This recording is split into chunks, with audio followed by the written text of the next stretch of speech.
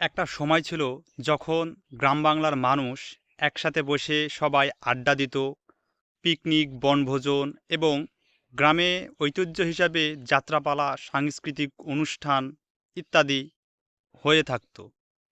কিন্তু দিনের পর দিন যত তথ্যপ্রযুক্তি উন্নত হচ্ছে, মানুষ ততই খারাপের দিকে এগিয়ে যাচ্ছে। কেন বলছি? প্রত্যেকের হাতে কিন্তু এখন স্মার্টফোন। আর এই স্মার্টফোন এমন একটি পর্যায়ে চলে গিয়েছে যে এখন আর গ্রাম বাংলার যে ঐতিহ্য সাংস্কৃতিক অনুষ্ঠানগুলো এবং যাত্রাপালা এবং খেলাধুলা যেগুলো ছিল সেগুলো সব বিলুপ্ত হয়ে গেছে।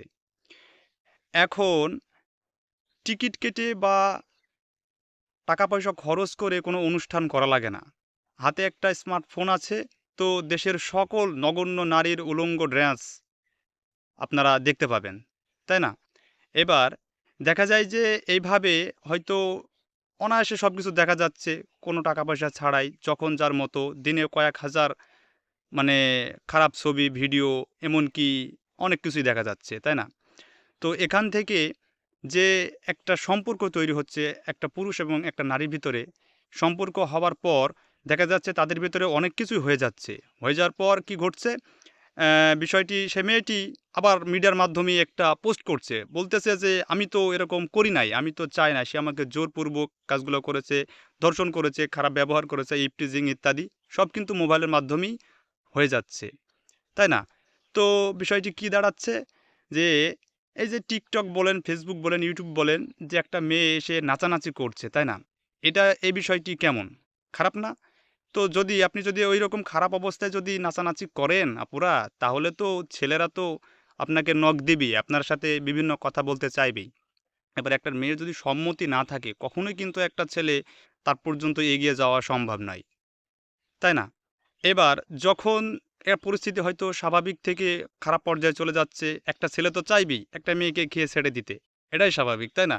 কিন্তু পরবর্তীতে মেয়েরা যখন বুঝতে পারে যে সেই ছেলেটি আমাকে বিবাহ করবে না বা তার সংসার করবে না, তখন সে মিডিয়ার সামনে আসে। এ সামাজিক যোগাযোগের মাধ্যমে তো এখন মিডিয়ার তো কোনো অভাব নাই। প্রত্যেক হাতে একটা স্মার্টফোন আছে মানে তো সব ভাইরাল। তো কি করছে? সেই মেয়েটি ছেলেটির নামে বলতেছে সে আমাকে এই করছে, সেই করছে, বাড়ির উপরে গিয়ে অনশন করছে, বিয়ে করতে হবে, এটা করতে হবে, সেটা করতে হবে। কেন রে ভাই? তুই তখন কি মনে ছিল না? যখন তুই তোর সতীত্ব বিলিয়ে দিচ্ছিলি? এখন কেন মিডিয়ার সামনে এসে নিজের মান-সম্মান তো যাচ্ছেই, যেটা গোপনে ছিল এখন ওপেন হচ্ছে, আবার দেখা যাচ্ছে যে বাপ-মার মান-সম্মানও যাচ্ছে। তাই না? তাহলে দেখুন যে স্মার্ট বাংলাদেশ অথবা স্মার্ট হাতে ফোন পেয়ে মানুষ কতটা খারাপ পর্যায়ে চলে গিয়েছে। মানুষ আগে কত শান্তশিষ্ট সাংস্কৃতিক অনুষ্ঠান, যাত্রাপালা খুব সুন্দরভাবে হতো। মানুষ টাকা পয়সা দিয়ে এসে একটা অনুষ্ঠান করত। কিন্তু এখন করা লাগে না। হয়তো বছরে ২-১ টা ঈদ আসে, সিনেমা হলে ছবি-টবি চলে। বাকি যেগুলো আছে ইচ্ছাকৃতভাবে নারী এখন ঘরে দাঁড়িয়েই তাদের নাচানাচি করছে এবং সেই থেকে পরকীয়া, প্রেম ইত্যাদি সবকিছুই হচ্ছে। আসলে ভালো কাজ যদি ভালোভাবে ব্যবহার করা যায় তবেই হবে, আর খারাপ কাজ যদি খারাপভাবে ব্যবহার করা হয় সেটাই হবে। তো স্মার্টফোনগুলো এখন যে যার মতো ইচ্ছামতো বেশিরভাগ খারাপ পর্যায়েই বেশি ব্যবহার করা হচ্ছে। তার কারণে ধর্ষণ, ইভটিজিং, বিবাহ বিচ্ছেদ ইত্যাদি বিভিন্ন ঘটনা কিন্তু আমরা ঘটতে দেখছি।